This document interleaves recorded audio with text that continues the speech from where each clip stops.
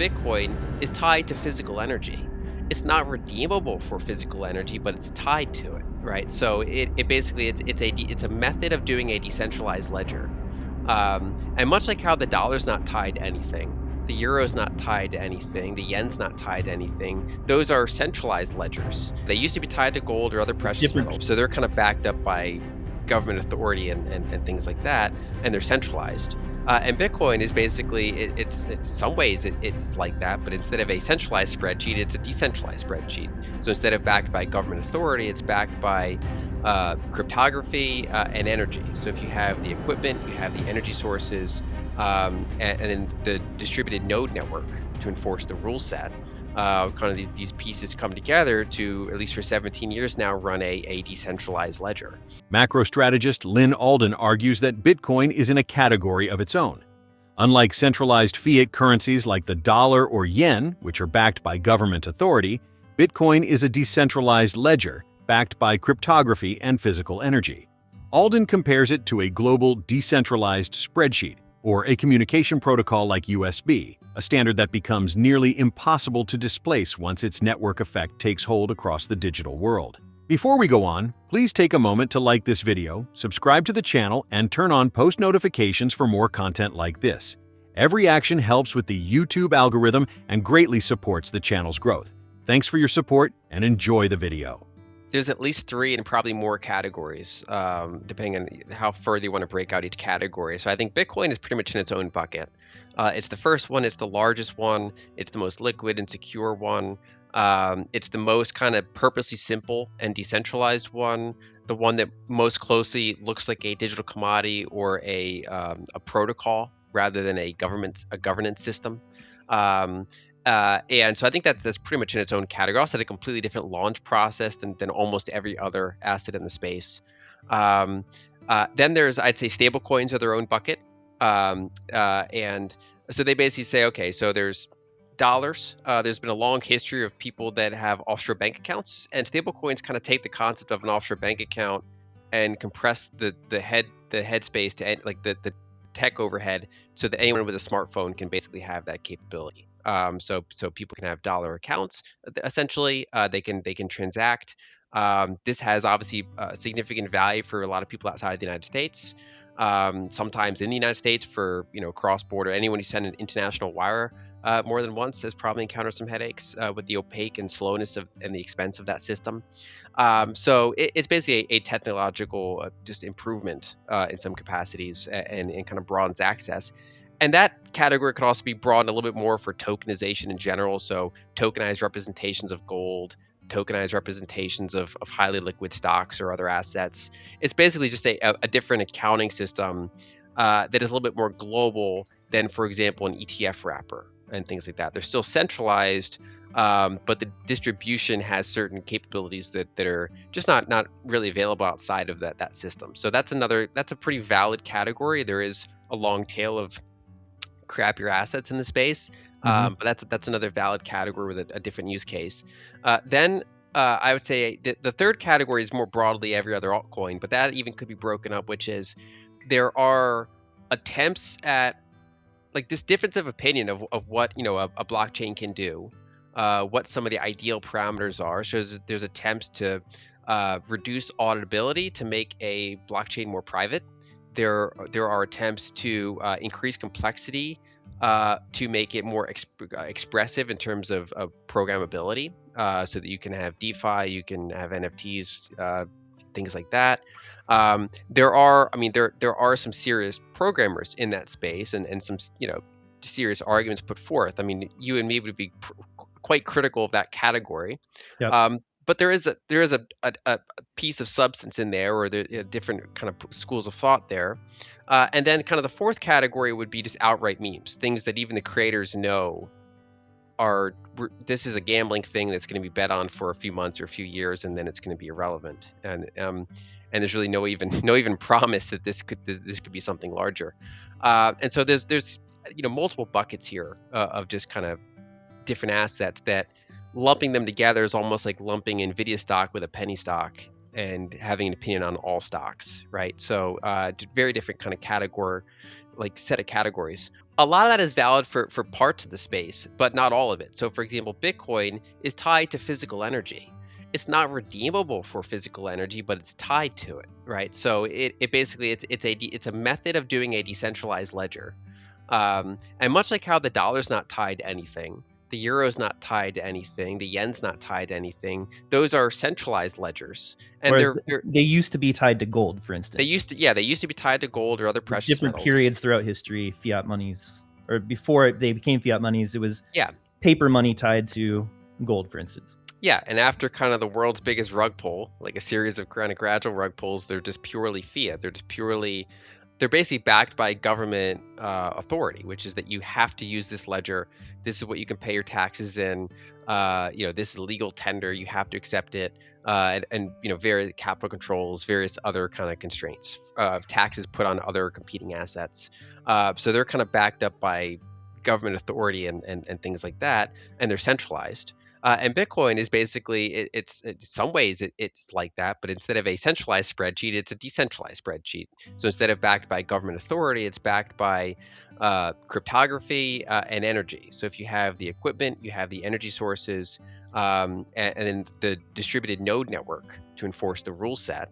Kind of these pieces come together to, at least for 17 years now, run a decentralized ledger. And so, and you're not just betting on the idea, you're betting on some of the properties. I think one of the closest comparisons would be that in the age of the internet, there's been a rise of protocols. So TCP/IP, simple mail transfer protocol, Ethernet, USB, so hardware protocols, software protocols, kind of like just communication standards that become very entrenched. And it's not that hard to just make a version that's slightly different. But that slight difference makes them incompatible. Right. And so it's not that no one can invent, a comparable USB. It's that it's up against the network effect of 10 billion devices in the world having USB ports on them already. And it updates over time in a backward compatible way in many cases, so that kind of network effect updates, but remains kind of consistent. And it's very hard to go up against. And so if you could have somehow, so these are not companies, sometimes they were invented by companies, sometimes they're open source. And if you could somehow buy, if like each protocol was kind of split into a number of units, and you could kind of buy units of that protocol and kind of assess its qualities and assume that it's going to grow, or have a thesis that it's going to grow, that's comparable to Bitcoin's kind of the protocol of value transfer and value storage. On the internet and elsewhere, and so that thesis, I think that's the more steelman thesis for what people are doing when they're deciding to hold something like Bitcoin, and I just think that again, more nuance could be applied there. A common critique of Bitcoin is the involvement of large institutions. Alden challenges this notion directly. There is no plausible scenario in which an asset grows from zero to trillions of dollars in value without attracting institutional participation. Entities such as BlackRock do not undermine Bitcoin's existence. They reflect its maturation. People, the funny thing is, even some Bitcoin proponents will be critical of large entities getting involved. The truth is that there's no world where something goes from worth zero to worth the equivalent of trillions of dollars without larger entities choosing to get involved. The entire point, like we just discussed, it's a permissionless system. So individuals can use it, and early on, that's the only people that were using it is individuals, and then small little companies and things like that. And now it's large and liquid and secure enough that some really big entities have gotten involved. Even some sovereigns have gotten involved. And BlackRock does not bring to you Bitcoin. It happens to hold currently 4% of Bitcoins in its big ETF that millions of shareholders have kind of indirect access to. So it's basically a custodial solution for people that just want to save in it, and they provide some other services to the space that are entirely optional for anyone using Bitcoin. And so again, that's a more cynical approach rather than something that actually just kind of breaks down what this is. There's no world where you become a multi-trillion-dollar asset that somehow excludes all big entities from touching it and is only available to individuals. That's called magic. It's not. There's no feasible way to do that. And so the whole point is, can you build a system that even when fairly large entities get involved, if they own 5 or 10% of it, Does that mean that they have the ability to change it? No. That's why there's a distributed node network. That's why mining is energy based rather than based on, instead of kind of controlling transaction decisions through how many units do you already own. It's based on who can deploy the energy in a very capital intensive way, and the machines to do it. And so it's kind of designed to be resistant against the BlackRocks. And I mean, I even know some of the folks at BlackRock. I mean, a lot of them have pretty good intentions. Not, every corporation's different. I mean, they're trying to provide, for their clients access to something that has historically been challenging for some of them to get access to. And many of them care about the long-term health of the network as well, just like any other people. But obviously, people have different incentives depending on what kind of work they do.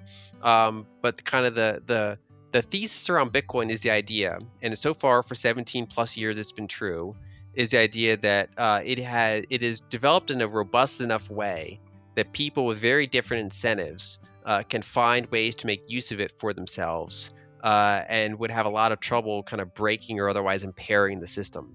And those of us that have kind of looked at it for a while say, okay, there are long-term risks and questions around the network. I mean, we're talking about 17-year-old technology, not 170-year-old technology.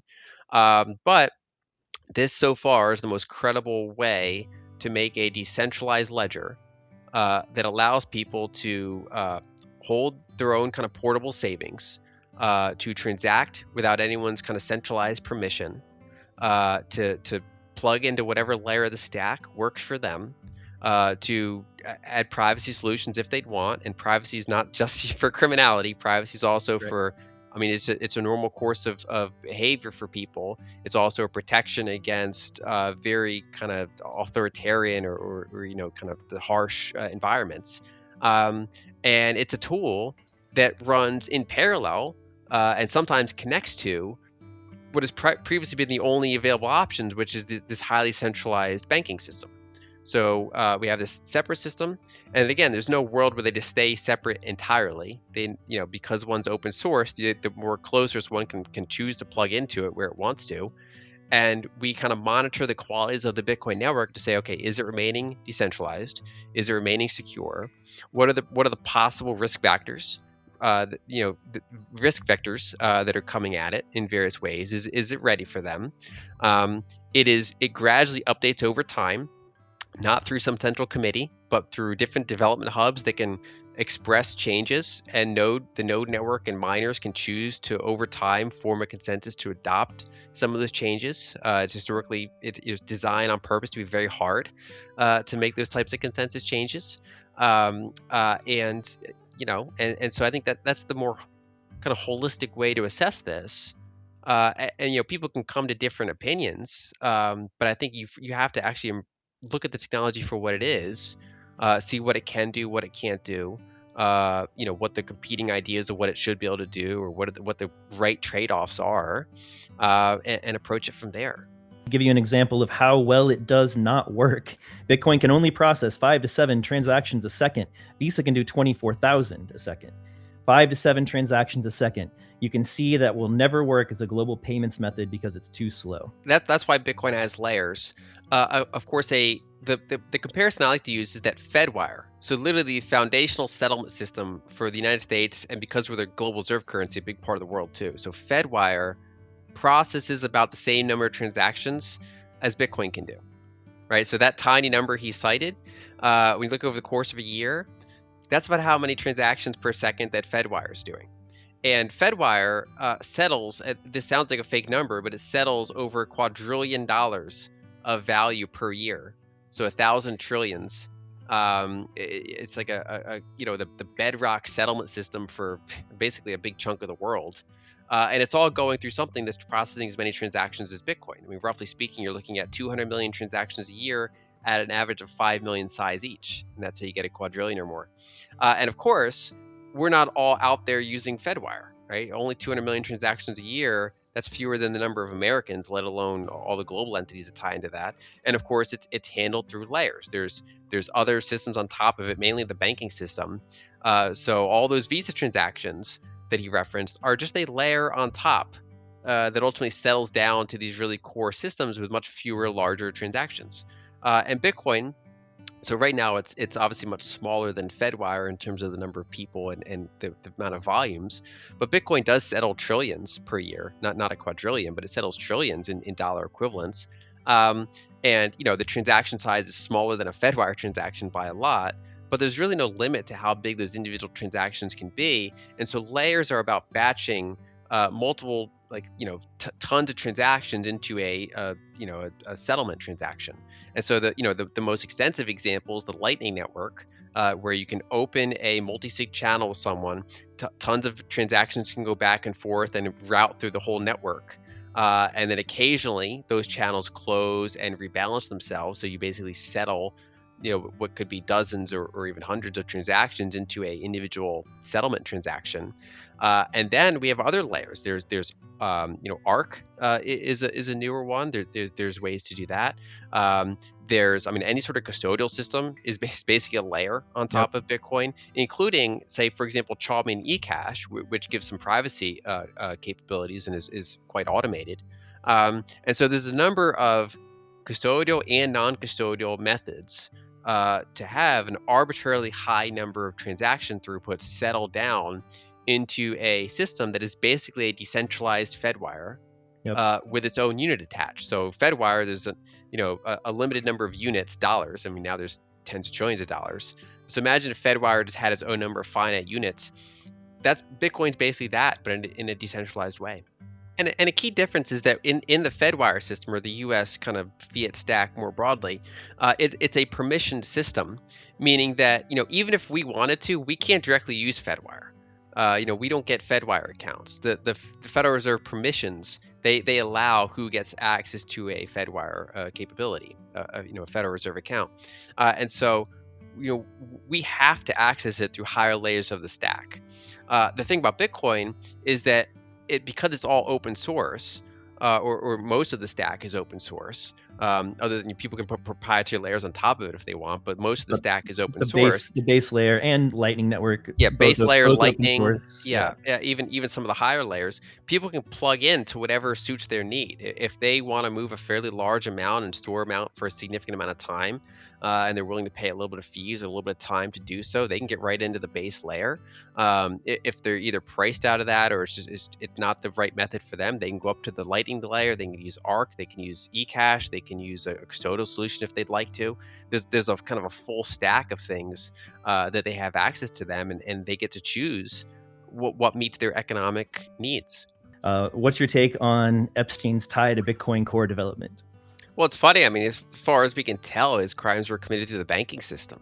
Right. I mean, one of the worst places to do it would have been on an immutable ledger, especially back then when a lot of the privacy layers hadn't really been developed yet. But going back further, the broader point that these things come up a lot I see in is that people who don't want to kind of assess Bitcoin for its properties will tie it to something else or speculate about its founding or funding.